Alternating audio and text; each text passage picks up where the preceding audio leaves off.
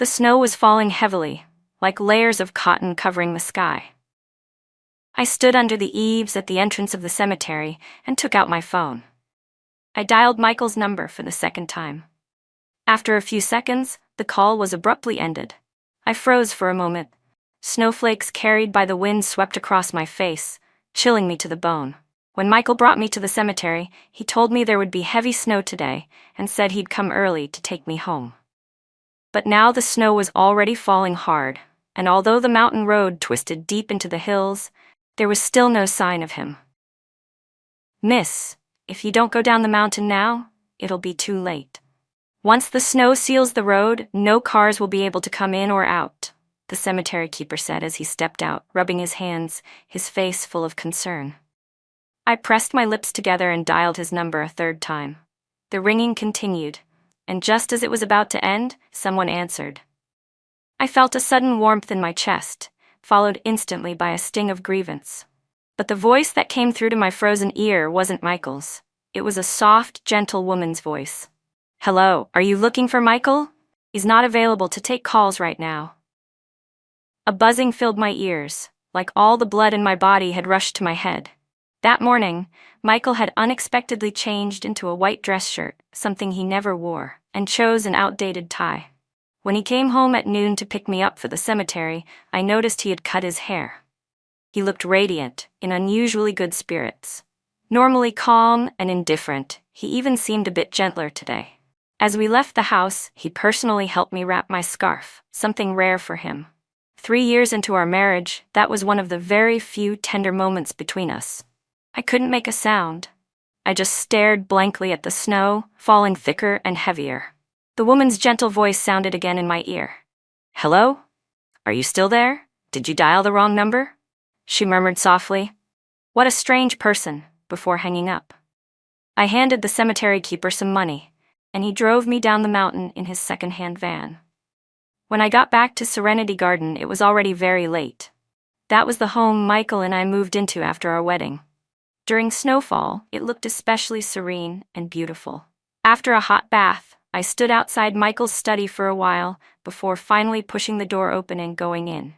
The day after we got married, he had coldly warned me, "Don't go into my study without permission. If you must, don't touch anything inside." I had liked him since we were young, so of course I obeyed every word he said. But now, standing before his desk, I picked up a book that was lying face down. Inside, I found a small, old photograph tucked between the pages. The girl in the photo had a young, innocent face. She smiled softly at the camera, her expression both tender and shy. On the back of the photo were a few lines of handwriting. "To Michael, from Claire." Below that, written in Michael's own hand, "I miss her. I think of her. I will never forget." As tears rolled down my face, I suddenly laughed. I always thought we chose Serenity Garden because of its quiet beauty, but now I finally understood. Maybe it was because her name was Claire, and serenity came from her. I put the photo down, wiped away my tears, and couldn't help but laugh at how blind I had been. The signs had always been there. Lately, Michael had been flying to France frequently. I thought it was for business, and didn't give it a second thought. Over the past month, he had even lost interest in having children, something he used to be passionate about. And just the night before, when I swallowed my pride and tried to be intimate, he pushed me away. But after we got married, he used to want me nearly every night. In bed, his passion always made me forget how cold and silent he was during the day. Only now did I realize it had always been a one-woman performance. Mine alone. But if someone else had already filled his heart, then why, 3 years ago, did he cling to me so desperately after drinking? On the night of my 21st birthday, Michael burst into my room, drunk and unsteady. "Emily," he said, "I want you." He tore open my thin nightgown, his dark eyes filled with a wild, consuming desire. "Then take me," I said. "I'll give myself to you." He leaned down and kissed me, hot and lingering.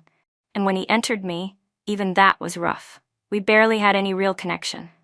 I was terrified and in pain at the time, yet somewhere deep inside a flicker of joy quietly blossomed. Years of secret longing suddenly felt like they had finally come to fruition. In the most passionate moment, he held on to me and wouldn't let go. "Don't push me away. Don't reject me again, okay? Tell me you love me. Tell me you'll never leave me. Fighting through shyness and pain, I told him over and over that I loved him. The happiness swelling inside me grew wild, so intense that I wished I could rip my heart out and give it to him. How could I have known that the Michael from that night hadn't lost control because of alcohol or overwhelming emotions? He didn't love me. He had never loved me. I turned and walked out of the small building. Looking at the quiet Serenity Garden buried in snow, I knew I couldn't stay here another minute. At dawn, while snow still blanketed the ground, Michael had his driver take him back to Serenity Garden. He had been in a great mood the night before, drank too much, and with the snowstorm, ended up staying at a hotel. But his body clock never changed, so even hungover, he woke up before daylight. After a brief haze, he suddenly remembered that yesterday had been his mother-in-law's memorial. He had promised Emily he would pick her up early. A pang of guilt stirred in his chest. Emily lost her parents in an accident when she was a child. The Song family adopted her, and she and Michael had grown up together. He had always treated her like a younger sister. Until the year she turned 21, when she drugged his drink, then showed up clinging to him in a thin nightgown, holding him tightly while the drug overwhelmed his senses. That night, in a haze of lust and confusion, he mistook her for Claire. To this day, he still remembered how Emily cried beneath him that night, sobbing hard, and yet whispering again and again, "Michael, I love you. I'll never leave you. Never ever." Of course, she could say that. The elders in the Song family adored her. The next day when they found out what had happened, they immediately forced him to marry her. Michael let out a cold, silent laugh. He had fulfilled her wish. But what about Claire? His marriage had shattered Claire's heart. She had left the country with finality, cutting off all contact for years. He exhaled heavily and rubbed his temples. The car rolled through the gates of Serenity Garden. The entire place was still and silent. The main house was dark. Michael figured Emily was still asleep. She loved to sleep in and never got up early in winter. So instead of heading to the master bedroom, he went straight to his study. The door was still ajar, unlocked. The day after their wedding, he had told Emily never to enter his study, and she had listened obediently. For the past 3 years, she had never once stepped inside. But now, as he pushed the door open, everything in the room looked exactly as it always had. The book he had been flipping through recently, Remembrance of Things Past, was still lying face down on the desk. But now beside it, there was a photo and a piece of white paper. Michael's heart suddenly tightened. He took several steps forward and immediately saw Claire's face in the photograph. Reaching out, he picked it up and found the white sheet of paper underneath. The handwriting was clean and elegant, sharp in its restraint. Just one short line, but he recognized it instantly as Emily's.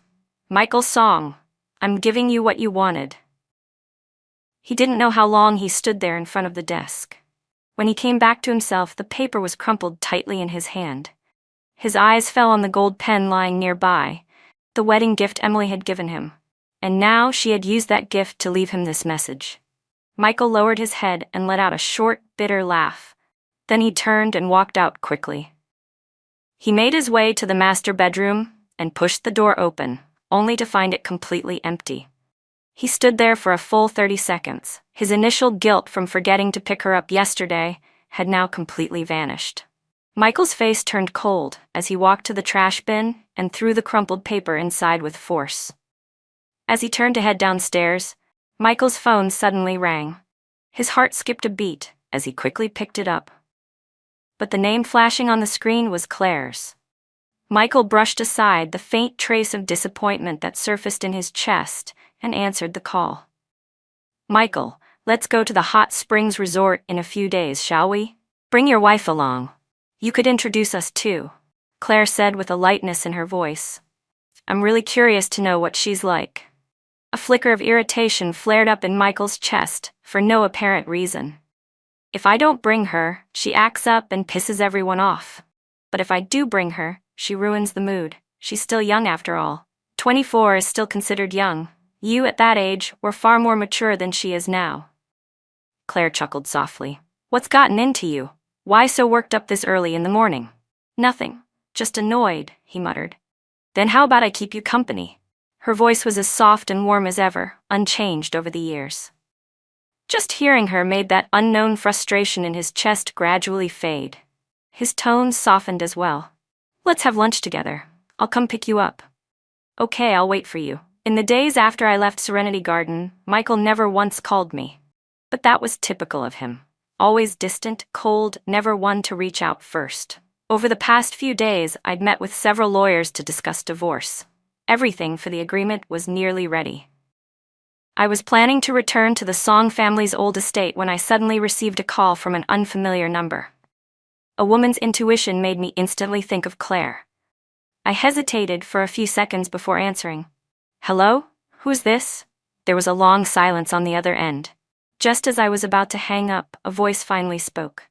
"Serenity Garden is beautiful, isn't it?" That voice. It was exactly the same as that night, same tone, soft like the spring rain in Jungnan, gentle as cotton, yet it made it harder and harder for me to breathe. "If you've got something to say, just say it," I replied, digging my nails into my palm, letting the dull pain consume me. "Emily, putting broken pieces back together is difficult, but I believe we can do it. Do you know why?" Her voice was calm, deliberate, because the things we can't have always haunt us. But what we have and then lose, that's what carves itself deepest into our bones. "Serenity Garden is the best example of that, don't you think?" Claire said gently. "It's right there. It will never disappear. Every time he leaves, every time he returns home and sees those words Serenity Garden, he remembers me. So that's what I miss her. I think of her. I will never forget," really meant. Michael gradually began to feel something was wrong. I still hadn't returned to Serenity Garden, and there hadn't been any word from the old Song estate either. In the past 3 years, I would occasionally get upset and leave for a few days, and during those times, I'd stay at the old house. Whenever that happened, either his grandfather or Mrs. Song would call and ask him to bring me back. He used to find that little routine of mine mildly annoying.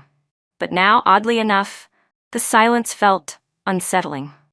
Michael hesitated, then decided to call Mrs. Song. Standing under the corridor eaves, he made some idle small talk before cutting to the chase. "Did Emily go back to the old house? Has she been crying in front of you and Grandpa again?" There was a brief pause before Mrs. Song replied. "Yes, she came back." A cloud of unease lifted slightly from Michael's chest. He toyed with the small bird in its cage, the corners of his lips curving faintly. "Has she been giving you and Grandpa a hard time again? I'll come pick her up. Better to take her home than have her stir up trouble at the old place." "Michael," Mrs. Song suddenly interrupted, her voice strained, "Emily's already left. She gave me her things and then walked out. I tried everything to stop her, but she wouldn't stay." Her voice trembled, then cracked. "What exactly did you do to hurt her like this?" Michael's hand froze mid-motion. The pampered canary in his palm gave a frightened cry. He slowly came back to his senses, though his expression remained calm. "She gave you something?" he asked flatly. "If she wants to leave, let her. Where could she possibly go anyway?" Yes, he thought, the world is vast, but where could she really go? But the Song family was the only home I had. He didn't believe I would leave. He believed I loved him too much that I couldn't bear to walk away. I think I heard Mrs. Song sob quietly. "It's the divorce papers. Emily said she wants to divorce you? She wants to leave the capital and never come back." For a moment, Michael felt like the air had been sucked out around him. In the distance, the skies over Tianmu were dark and heavy again, as if snow were about to fall. On the other end of the line, Mrs. Song kept talking, but he didn't hear a word. Not until she called his name several times did he slowly snap back to reality. "What else did she say?" he asked. "Nothing," she replied. "She just asked me to find a time to give you the divorce papers." A cold wind suddenly picked up, lashing his face with snow that stung like tiny knives. Michael raised a hand to brush it away, his voice still calm. "I'll come get them now?" He had the driver prepare the car to return to the Song family estate. As the vehicle pulled out of Serenity Garden, he looked out the window. Thick clouds blanketed the sky. A heavy snowstorm was coming. Then it hit him. On that night, snow had fallen without stopping. Yet no cars had left Serenity Garden. So how had Emily managed to leave? Mrs. Song had returned my call, but the voice I heard on the other end wasn't hers. It was Michael's. "I've read the divorce agreement. I have issues with a few clauses." I stood at the hotel's floor-to-ceiling window, looking out at the glowing city lights and the snow-covered world. A slow, dull ache rose from the depths of my chest before I finally found my voice. "Okay, I'll have my lawyer contact you." "Emily, I don't have time to argue with your lawyer." "Then what do you want?" I asked. "Let's talk in person. If we come to an agreement, I'll sign right away." "Fine. Where are you now?" "I'll send a driver to pick you up." "No need. Just tell me where to meet, I'll come." Because of the snow, I was about 20 minutes late. Michael hated it when people weren't punctual. When I entered the room, he was checking his watch, his expression already dark. When he saw me, his face grew even colder, as though even the gold-rimmed glasses on his sharp nose gave off a chill. I lowered my head and gave a slight laugh. When someone doesn't love you, even the tiniest fault becomes unbearable. "Sorry, there was traffic. Whatever the reason, it has nothing to do with me." Standing in front of him, I took a deep breath. "I'm sorry for wasting your valuable time." His hand paused slightly as he held the divorce agreement. Then he gestured toward the seat across from him. "Let's talk." I sat down. "Which clauses are you objecting to?" "Before the wedding, Grandpa said if we divorced within 10 years, regardless of who was at fault, I wouldn't get his shares." Michael gave a faint laugh. "You knew that, Emily. And now you're bringing up divorce just to threaten me." I slowly lifted my gaze and looked at him steadily. The man in front of me had been my husband for 3 years. The man I had secretly loved since I was young. Yet he was also the one I had never truly understood. The one I had never reached, not even once. In his heart. He pushed the divorce agreement toward me and stood up. His tone left no room for argument. "Pack your things. You're coming back to Serenity Garden with me tonight. I can pretend none of this ever happened." "Michael," I interrupted him, "I'll speak to Grandpa myself. I'll explain everything. It won't affect your inheritance." "Emily, you know as well as I do how much he dotes on you. They forced you onto me back then. What makes you think they'll give you up so easily now?" Michael tugged at his tie, his brows furrowed and face dark, his voice cold and unfeeling. It felt like someone had suddenly torn open a wound in my chest, leaving it raw and bleeding. After 3 years, he had finally spoken the truth that had been buried in his heart all this time. It must have been hard for someone like him, a man so proud and admired, to endure such humiliation. I wanted to laugh, but my eyes burned too fiercely with pain. I didn't want to cry. I really didn't. But the tears came anyway, out of my control. "I'm sorry," I said. "Michael, I drafted that divorce agreement with trembling hands. My whole body was shaking. I'm sorry I took up 3 years of your life. I'm sorry I occupied the place of your wife." I took a shaky breath. "In any case, I'll do everything I can to make Grandpa take back that decision. I won't let this put you in a difficult position." I turned and began to walk out. I had only taken a few steps when his voice came from behind me, sharp and layered. "You feel so wronged now, but didn't you think about that when you schemed against me back then?" I stopped and slowly turned to face Michael. "Schemed against you?" He let out a faint, bitter laugh and silently looked away. "Emily, I'm giving you one chance. Come back to Serenity Garden with me tonight and we'll write off everything that's happened." "I'll never go back." Michael stared at me for 3 full seconds. When he finally spoke, his voice was coated in ice. "Suit yourself." He sat holding his tea, staring blankly out the window. It wasn't until Claire called his name twice that he snapped back to reality.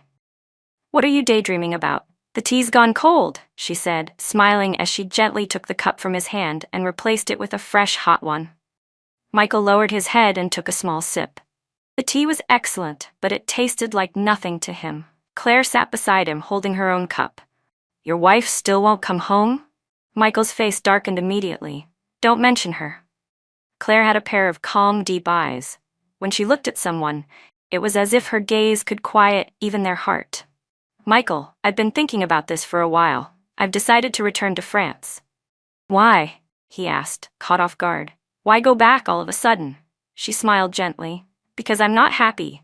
And when I'm not happy, I want the people I care about to be." "You and your wife have been married for 3 years and seemed deeply in love, but ever since I came back, everything's turned into a mess." That's got nothing to do with you, Michael said. It's her. She's immature and reckless, spoiled by all the elders in the family. She thinks she can do whatever she wants. He recalled how Grandpa had scolded him over the phone furiously. The thought made his irritation bubble again. He hadn't expected Emily to actually go to Grandpa. She really seemed determined to go against him this time. Michael had never seriously considered divorcing her. If she wanted to throw a tantrum, he'd let her.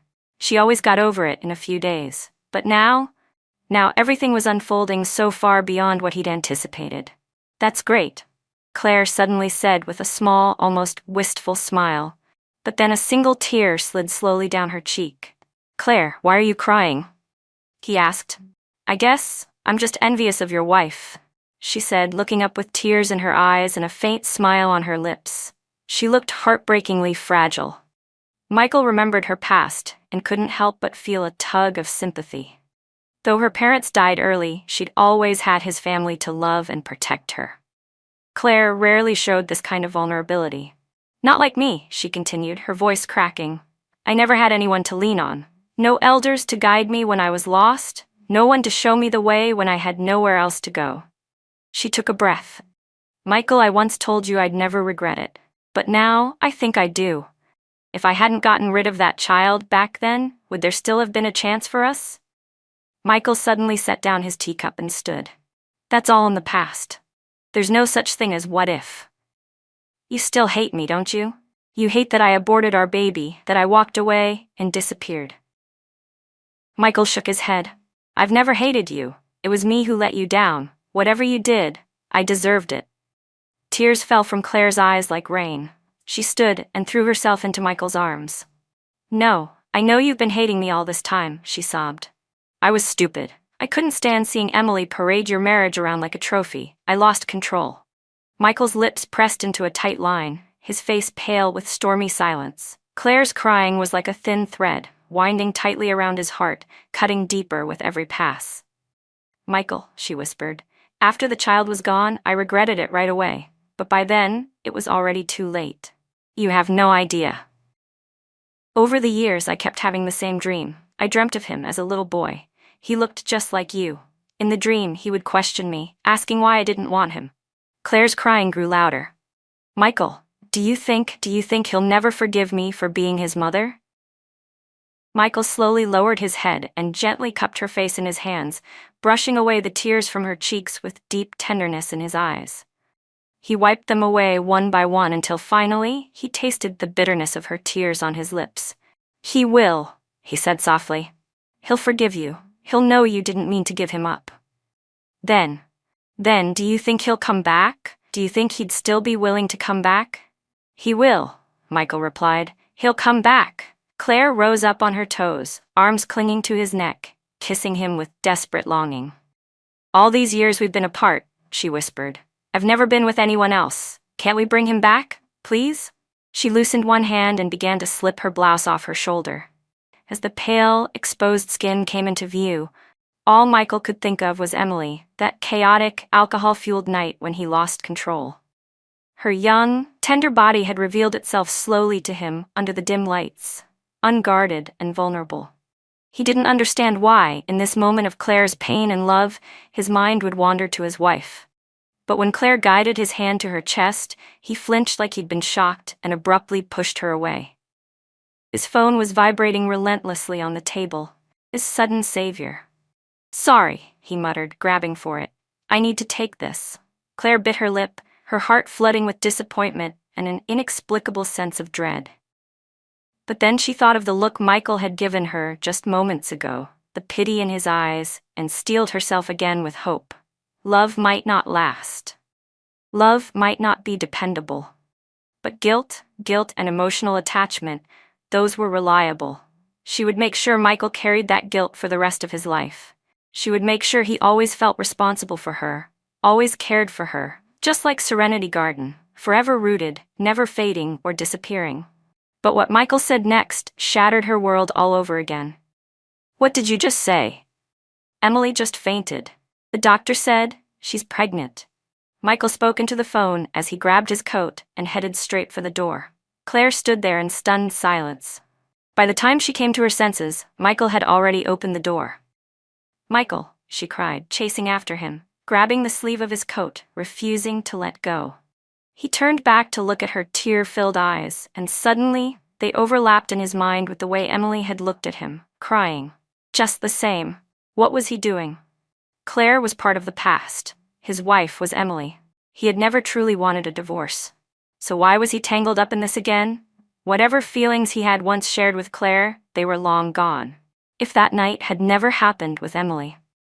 If Claire hadn't aborted their child back then, maybe things would have turned out differently. But now, there was no space left for what if. He pushed Claire's hand away. "Sorry, Claire. I have to go back now. You heard the call. My wife, she's pregnant." "What about me?" Claire cried, her voice breaking. "What about me, Michael?" Tears streamed down her face. "You've fallen for her, haven't you? But you told me. You told me you'd love me for the rest of your life. You built Serenity Garden for me." Michael's expression darkened slightly. "I admit I loved you very much back then. And yes, the name Serenity Garden came from you. But that was the past. I'm married now. I never planned on divorcing her, especially now that she's carrying my child." He reached out and gently wiped the tears from her face. "I don't want to make another mistake." "Michael?" Claire tried to grab his hand again, but he turned without hesitation and walked away. Striding out of the room, he said he didn't want to make another mistake. But what about her? What about their child who never had a chance? Claire watched as his figure disappeared, not even glancing back. Her legs gave out beneath her and she collapsed to the floor, like a ghost slipping free from her body. Did he really make a mistake back then? If he had been able to endure the humiliation and pressure from the Song family, if he had just swallowed his pride a little more, would it all have turned out differently? Would he not be standing here again, abandoned once more, by Michael? Claire covered her face with her hands as big, heavy tears spilled through her fingers. But even as she cried, not a single sound came from her. When I woke up from my deep sleep, the first thing I saw was Michael sitting quietly at my bedside. He looked exhausted, but in his eyes there was something else. Joy, unspoken and glowing. What happened to me?" I asked weakly, blinking as I looked around. It seemed I was in the Song family's old house, in one of the guest rooms. But why was I here? Hadn't Grandpa agreed to cancel that decision? He'd promised me I could divorce Michael. So why was I still in the Song house, and why was Michael looking at me like that? "Do you want some water? Are you hungry? I can have the kitchen make you something," he said gently, placing his hand on my forehead. It was cool and steady. Good. No fever. How did I end up here? What happened to me? "Emily." Michael suddenly took my hand in his. I tried to pull away, but he held on tightly, so tightly. "You're pregnant. We're going to have a baby." "What did you say?" I stared at him in shock, my eyes slowly widening in disbelief. "We're going to have a baby. Emily, you're going to be a mother." Michael leaned down and kissed my forehead lightly. "You can't be throwing tantrums like a child anymore. The baby might laugh at you." 3 years of marriage. Even in our most intimate moments, his affection had only amounted to the occasional kiss or a few flirtatious words. He had never looked at me with such tenderness. He had never spoken to me so gently. And yet now, just because of the small life growing inside me. "No," I whispered, gently pushing his hand away. "It won't." "What won't?" "It won't laugh at me," I said quietly, my gaze lifting to meet his, calm and resolute. "Because I'm not going to have this child." Michael exploded in anger. He had never been the kind of man to show emotion. Even after we were married, though he didn't love me, he had never lost his temper with me. But when I repeated those words, that I didn't want the baby, he completely lost control. He smashed the cup in front of him. The noise brought the elders rushing in. Grandpa pulled Michael out of the room, and Mrs. Song stayed with me, her face torn between joy and sorrow. When I saw the traces of tears on her face, something in my heart twisted with pain. I was only 5 when I came to the Song family. Mrs. Song saw that I was orphaned and took me in, raising me as her own. Her kindness and affection over all those years, I could never forget that. "I'm sorry, Mom," I sobbed into her arms. "Silly girl, what are you apologizing for?" she said, holding me tightly. "Was it Michael's outburst that scared you? I'll scold him later. No, I'll give him a real beating." "Mom." I sat up slowly from her embrace. At that moment, I didn't dare look into her eyes.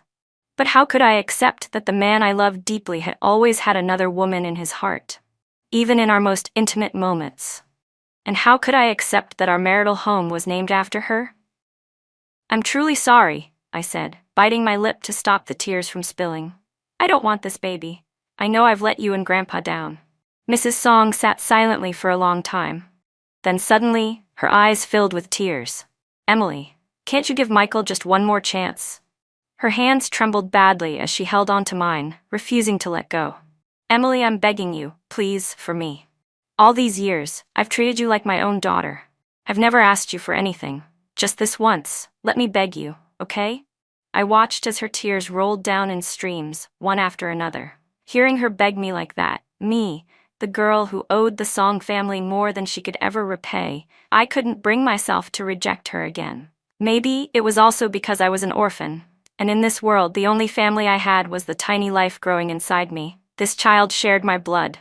In the end, my heart softened. I sat there in silence, tears flowing freely. "Mom, let me think about it some more." Mrs. Song's eyes widened with hope. "Okay, sweetheart. I won't pressure you, just rest and think quietly by yourself." She left the room. Not long after, I heard vague sounds outside. A few moments later, a maid brought in some soup and said carefully, "Young madam, the master just got very angry. He made Mr. Michael kneel in the snow outside. He said, you'll decide when he can get up, whenever you forgive him." I threw off the covers and walked to the window. The sky outside was dark and gray, and snow had started falling again. The stone paths in the courtyard were covered in a thick white layer.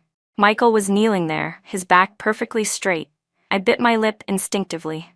A quiet, aching pain bloomed in my chest, stinging my nose until I nearly choked on the sensation.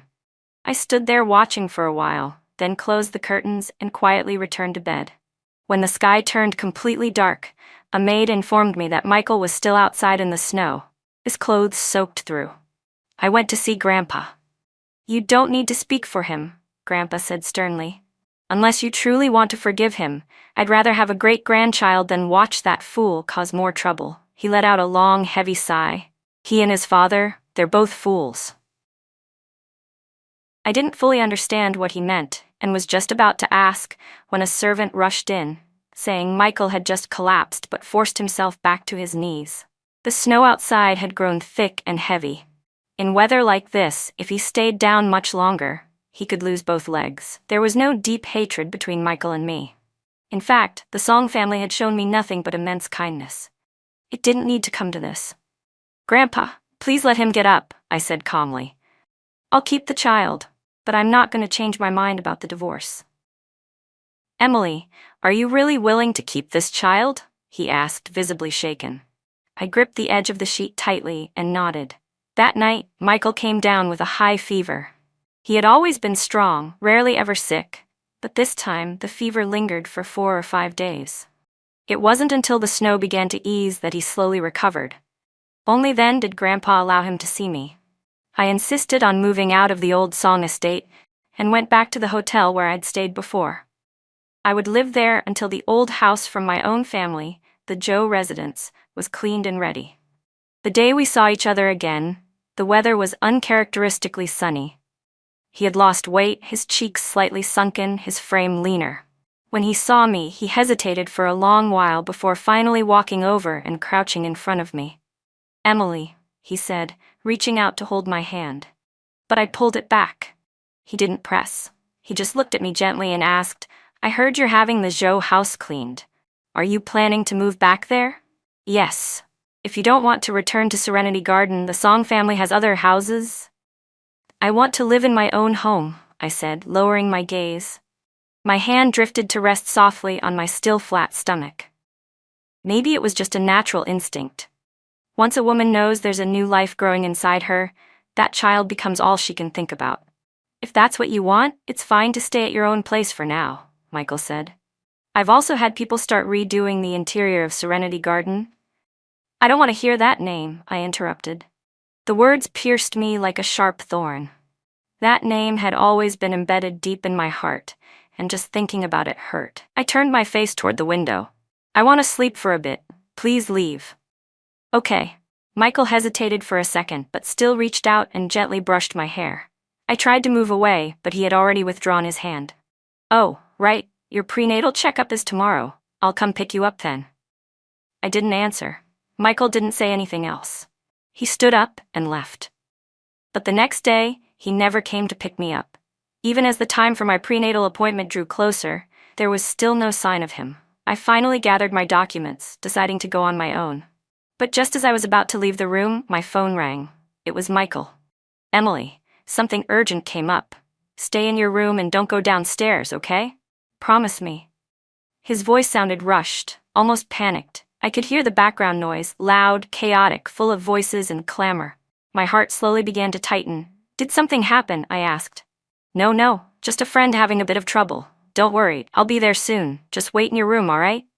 Be good. Michael, I started to ask more, but he had already hung up. Still, right before the call ended, I thought I heard a woman's voice, choked with tears, calling his name. I stood there quietly, clutching my phone. For some reason, my mind drifted back to that day in the cemetery. Deep down, I knew Michael wasn't coming back today. But strangely, it didn't hurt anymore. I wasn't disappointed either. Because ever since that day, I'd stopped expecting anything from him. I didn't wait in the room. I grabbed my bag and left. When I took the elevator down to the first floor, the lobby was packed with reporters and media.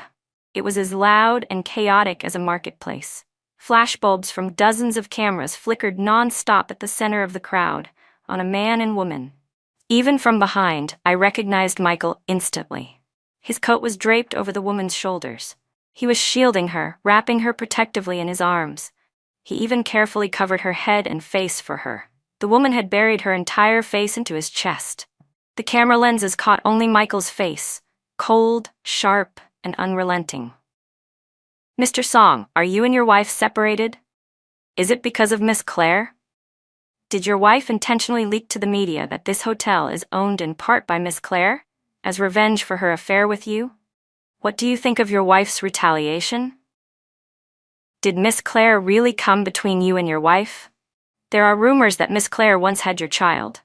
Is it true that your marital home, Serenity Garden, was named after her? Suddenly, Michael grabbed one of the cameras that was practically shoved in his face and slammed it hard onto the floor. The barrage of questions fell into sudden silence. Michael stared coldly at the crowd and spoke firmly. First, my relationship with my wife is a private matter between us. I have no comment. Second, Miss Claire did not come between my wife and me. She is not the other woman. Third, our home, Serenity Garden, has nothing to do with anyone else. But Mr. Song, one female reporter quickly interjected, Claire's name literally contains the word serenity. Michael turned his gaze sharply toward her. There are millions of women with serenity in their names. Does that mean they're all connected to me? As a married man, aren't you concerned about protecting another woman so openly? Aren't you afraid your wife will be hurt when she sees this? If you people hadn't surrounded my friend and cornered her in a bathroom, terrifying her so much she couldn't even come out, I wouldn't have had to step in like this. He snapped. Then, Mr. Song, can we conclude you have no intention of divorcing your wife? That you and Miss Claire are merely friends? That your relationship with your wife... Michael didn't answer. His bodyguards finally arrived, forcing the crowd aside and escorting him and Claire out of the hotel lobby. The reporters were just about to chase after them when someone suddenly shouted, "That's Mrs. Song. It's her. Mrs. Song is over there." The mob turned toward me like a crashing wave. I instinctively shielded my stomach and tried to back away, but someone suddenly shoved me. Off balance and caught off guard, I fell hard to the floor. "She's bleeding. Call an ambulance now." Panic, shouting, camera shutters clicking non-stop. The flashes were blinding. My world faded from glaring white to endless black. Curled up on the ground, I slowly closed my eyes. Outside the hospital room, Mrs. Song slapped Michael hard across the face. He didn't move. He didn't even try to dodge it. He didn't even flinch. Not even a crease in his brow, even though his cheek clearly bore the marks of her slap. Mrs. Song looked utterly drained. She sank onto the bench outside the room, her expression vacant. "It's my fault. I ruined Emily. I destroyed her happiness. If I had known you'd turn out to be lower than a dog," she said hoarsely.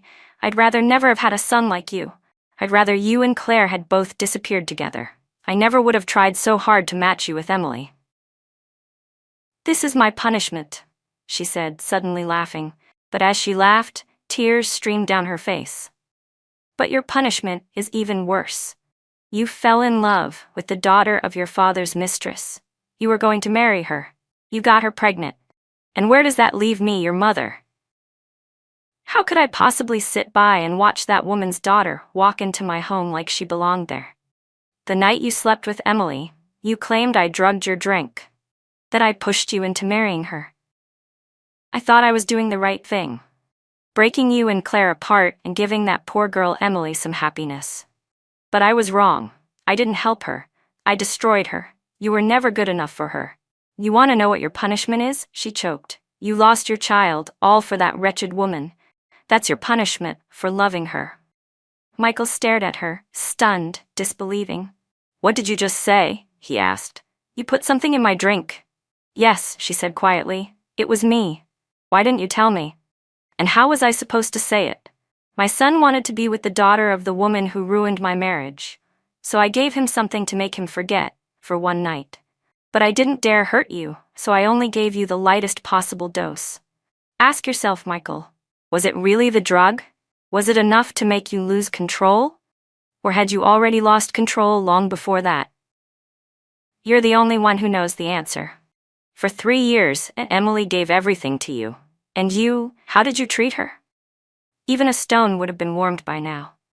But you, for the sake of a bastard child from that filthy woman, you left your wife alone at a cemetery. Do you even understand how deeply you hurt her? Do you even know how she walked out of Serenity Garden that night, step by step, in the freezing wind and snow? Serenity Garden, she scoffed. How ridiculous. You humiliated your wife to prove your great love for another woman. But no matter how noble your love may seem, trash bloodlines will always be trash. That child will never be accepted into this family. Not in this lifetime. Michael stood frozen in place, his hands clenched so tightly at his sides they'd turned white. His entire body trembled uncontrollably. Memories surged through his mind like a reel of flashing film. The question clawed at him. Had it really been the drug? Or had he already wanted her, already crossed a line in his heart? He had never dared face his guilt over Claire's miscarriage. He had been too ashamed to admit that he'd long harbored feelings for the girl he called his little sister. So he lied to himself. He dumped all the blame on Emily. He had selfishly enjoyed the privileges of being her husband, while denying her any of the warmth that should have come with it. Suddenly, Michael turned and walked to the hospital room. He pushed open the door. There stood Emily, dressed in a hospital gown, pale and worn, her cheeks streaked with dried tears. "Emily," Michael said, standing there, frozen. He didn't dare take a step closer. He didn't even lift his hand to wipe her tears away. After a long, unbearable silence, Emily finally spoke. Just one sentence. "Michael, let's divorce. I never want to see you again." I left the capital just before the new year. Once I had recovered, snow covered the city. Mrs. Song came to see me off. I knew Michael was also in the car, but I didn't want to see him. She didn't press me. I never held anything against Mrs. Song for what happened years ago. But now that the truth was out, I couldn't help but wonder, if none of that had ever happened, how would things be now? Maybe I would have married someone I didn't love and spent my life in quiet mediocrity. Or maybe I would have married no one at all, just lived my life as Emily, true to myself. I loved him once. I married him for 3 years. In the end, all I got in return was pain. But the good news is, my body is slowly healing. And I'm still young. The future holds endless possibilities. If you ever get the chance, you must come back to visit, Mrs. Song said. Your grandfather and I both think of you often. She helped me wrap my scarf. She had aged a lot, her once dignified face now weary and haggard. Losing the child had hit her the hardest. And because of it, she had finally given up on Michael. "Okay," I said gently, brushing back the gray strands at her temple. "You and Grandpa, please take good care of yourselves." She nodded. Her reddened eyes welled up again. I reached out and wiped away her tears, softly comforting her. "Don't be sad, Mom. Do you hate me?" "No," I said. "I only remember how much love you've shown me all these years." Mrs. Song covered her mouth and began to sob.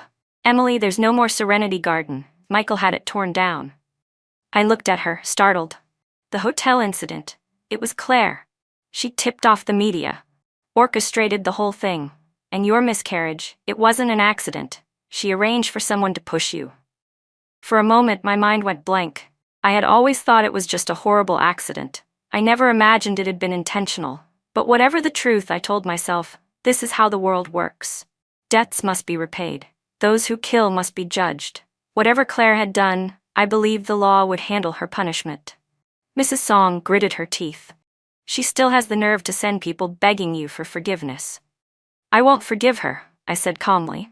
No matter what, I won't. Michael said the same. He swore he wouldn't forgive her either. He's determined to see Claire go to prison. I let out a long, steady breath. Good. No matter how much he had loved her, in the end, blood ties mattered more than anything else. If I hadn't lost the baby, would Michael still hate her this much? But none of that mattered anymore. I didn't want to think about any of it. I gave Mrs. Song one final hug and turned to get in the car. Emily, you have to come back and visit your mom, okay? She called out. I sat in the car, unable to help myself. I lowered the window and looked back. In the cold wind, Mrs. Song kept waving at me. Not far behind her, under a leafless tree, Michael stood wearing a black overcoat, tall and straight. He was still handsome, still young, but he would never again make my heart ache with just a glance. All those feelings I once thought were too heavy to bear. They had drifted away so lightly. Just before he disappeared from view, I turned away and rolled up the window. The drive to the airport was long. Somewhere along the way, I dozed off. In my dream, I returned to my childhood. I was 5 years old, just brought into the Song family. Later, as I grew closer to Michael, he would sometimes hold me on his lap while practicing calligraphy, guiding my little hand as he taught me to write my own name. As I got a bit older, the practice sheets I copied were all written by him. My handwriting became nearly identical to his. But across all those years, every word he wrote was filled with longing for Claire. And all I ever chased was a distant, cold shadow that had never truly existed. At 35, many of Michael's friends and cousins had long since married, started families, lived content lives. But he remained alone. The torn-down Serenity Garden was never rebuilt. It gradually became overgrown, abandoned. Mrs. Song's health declined and she moved south to recover. She rarely agreed to see him anymore. And before the new year, Grandpa couldn't survive one last winter illness. He passed away quietly. In his final moments, he was still calling my name, Emily. He held on, just long enough to see him. Michael had taken a red-eye flight, rushing back in the middle of the night, just to accompany Grandpa through the very last stretch of his life. At the funeral, Michael's tears didn't stop for a second. He supported Mrs. Song the entire time. Both of them cried like they had no more strength left. After the funeral ended, it was time for him to leave. It was only on that day, his last day, that we spoke to each other. But the moment I opened my mouth, I called him Brother Michael, just like I did before he turned 14. When Serenity Garden was demolished, I had sorted through the study and found an old diary. Starting from when I was 14, every page was filled with the private thoughts of a young girl. Line by line, stroke by stroke, it was all love, silent and overflowing. He used to tease me then, asking why I'd suddenly stopped calling him brother. Now, he finally understood. Just like how he never once called Claire sister, even though she was older by 6 months. There were many old belongings in the study he hadn't taken with him, but this yellowing diary, and the notes I had left behind, he'd taken them without knowing why. All these years, he rarely dreamed of me. And on the rare occasions he did, he could never make out my face. But now I stood before him, alive and real. He could see every detail, the dark, inky brows, the long lashes that cast a soft shadow beneath the sunlight, and the tiny brown mole resting at the corner of my eye. He raised a hand, wanting to ruffle my hair, wanting to laugh and joke. What, calling me brother again all of a sudden? But in the end, he didn't do anything. He only said softly, "Come back when you have time. Mom misses you a lot." "I will," I said, and then there was silence again, until his ride pulled up. He quietly picked up my suitcase. "Let me walk you out." I didn't want him to, not really. But he didn't wait for an answer. He just started walking, pulling the suitcase along. Every corner of the Song estate was familiar to us both. We walked the winding path, through the garden, across the lawn, past the old tree. I almost heard echoes of my childhood laughter. I'd always been playful, spirited, more mischievous than he was.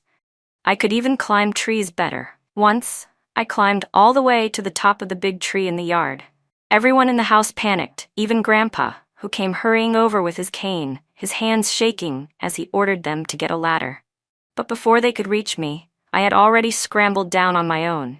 Between the thick branches, I shouted again and again, "Michael, catch me, I'm going to jump." He frowned and scolded me. "Stop messing around, you'll get hurt." But I didn't care. I just giggled, daring as ever, and jumped. His heart practically leapt into his throat, but he still managed to catch me. Mrs. Song clutched her chest in fright, pretending to be angry, threatening to spank me. I ran in circles, hiding behind Michael, using him as my shield. He couldn't help laughing. He covered for me, pleaded for me. "How could you really bear to hit her, Mom?" Everyone in the family adored me, spoiled me, and he was no exception. When did everything start to change? When did we grow so far apart we couldn't go back anymore? He didn't know. Was it because people change too easily, or because when we're young, we take everything within reach for granted? The front gate of the old estate came into view. A foolish, impossible thought surfaced in his mind. What if they could just keep walking and never reach it? What if they could go back to how things once were? If he had the chance, he would have faced his feelings head-on. He would have told me, clearly and honestly, that when he broke up with Claire, his love for her had already started to fade. Everything after that was guilt. Guilt for the baby she lost and lingering emotional debt. He didn't dislike me. He didn't not want to marry me. During the 3 years of our marriage, he actually felt happy. It was just, he was too emotionally blind. I got into the car, smiled at him, and raised a hand in farewell, ready to roll the window up. Suddenly, he walked over and placed his hand against the rising glass, stopping it. "Emily," he called my name. I had been looking at my phone. When I looked up, still smiling from the message I'd just read, I saw him. The smile hadn't even faded from my lips, but something in his expression sent a sharp, sudden pain through my chest. A high-pitched whir buzzed in my ears, like the persistent chirping of cicadas on a summer afternoon. "Is there something else, Michael?" I looked at him calmly. He stood there in silence, quietly gazing at me. For a while, neither of us spoke. Then my phone chimed again. I glanced down, the corners of my lips curling into another soft smile. My fingers danced across the screen, replying to the message. Michael finally took a step back. "No, nothing. Safe travels. Let me know when you arrive." I nodded, waved again, then looked down and continued texting. I didn't look up at him again, not even once. The car started. It turned a corner and slowly drove out of his view. And so, time moved on, slowly, steadily, year after year. After Claire was released from prison, she begged to see me, over and over again. Michael went to her. He even asked others to plead on her behalf. But in the end, I never saw her. I heard she married a government official. Or maybe she didn't marry anyone at all. Eventually, she disappeared without a trace. When Michael turned 42, Mrs. Song passed away. I traveled across the country with my husband and our children to attend her funeral. That was the last time we saw each other in this lifetime. As we were preparing to leave, I stood in front of him. It looked like his eyes turned red, but he never said a word. He stood at the gates of the old estate, watching as our car drove away, frozen in place. Only when a flock of birds scattered overhead did he finally lower his head and glance down at the wedding ring on his finger. He smiled faintly, then turned and walked slowly back into the depth of the house. He retraced the path I had taken when I left.